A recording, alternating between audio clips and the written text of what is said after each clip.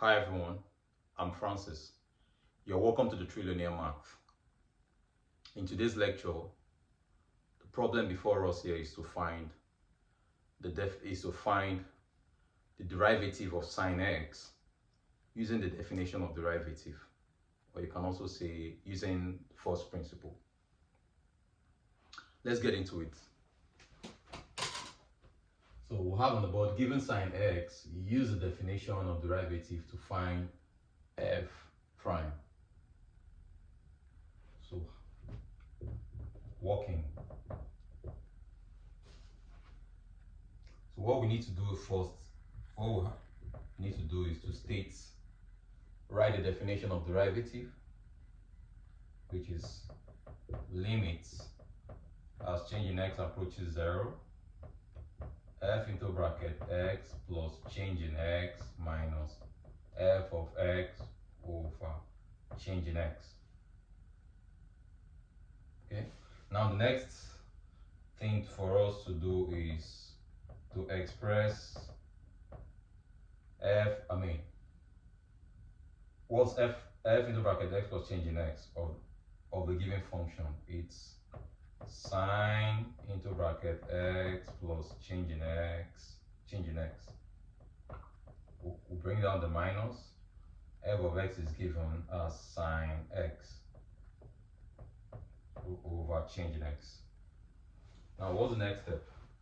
Sine x into bracket change in x, you recognize that as the double angle sine identity.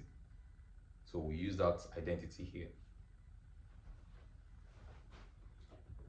So limit as change in x approaches 0. So sine x plus change in x will be sine x times cos change in x plus cos x times sine change in x.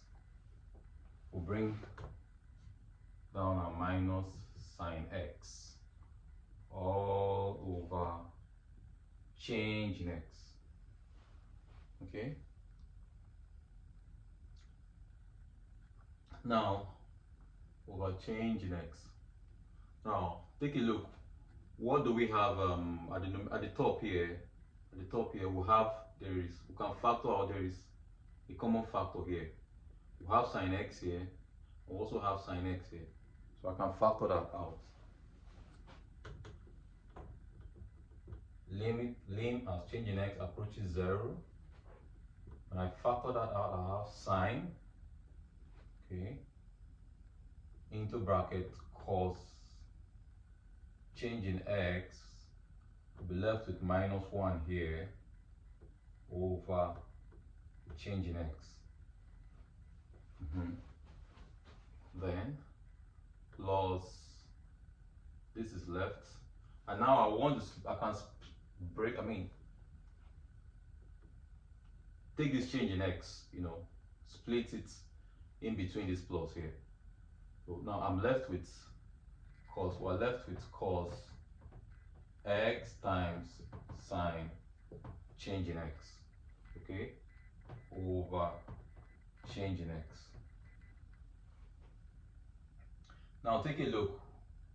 The reason I had to take a look, this identity here, okay, cos x minus 1 over change in x, is an identity we know.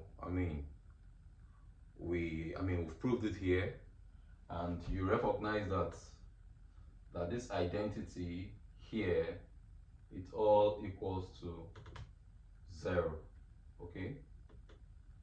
And this identity, sine change in x over change in x, is equals to what? 1. So I would but again, let's move on before we all of these are all in brackets, so we can take limit. Now take a look. When I take limit of sine x as change in x goes to 0, that remains sine x, because there is no change in x in this sine x. Okay, so we are taking limit of a function of x, of a sine x, that is independent of change in x, that does not have any change in x in it. So we'll be left with sine x will remain, okay. Now when I take limit of this function, the limit of all of this function, as you know, we had proved that before now, will be it's equal to 0, okay. So it's equal to 0. Now when we take limit, so plus, take limit as change in x goes to 0 of cos x. There's no change in x in this cos x, okay. So it will be left with cos x, okay. Cos x will remain. Now, I need not state, I already stated, I need not state that limit of a product is also equal to the product of a limit. That's why we are doing all of this. And limit of a sum, if you consider this to be a sum, is also equal to the sum of the limits.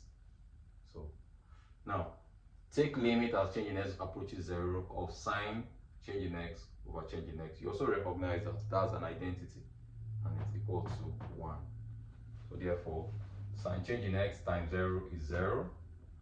Cos x times 1 is equal to cos x.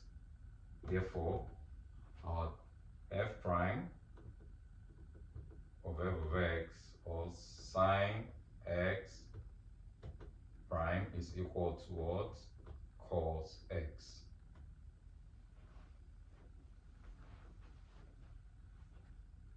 Yes. So, work done.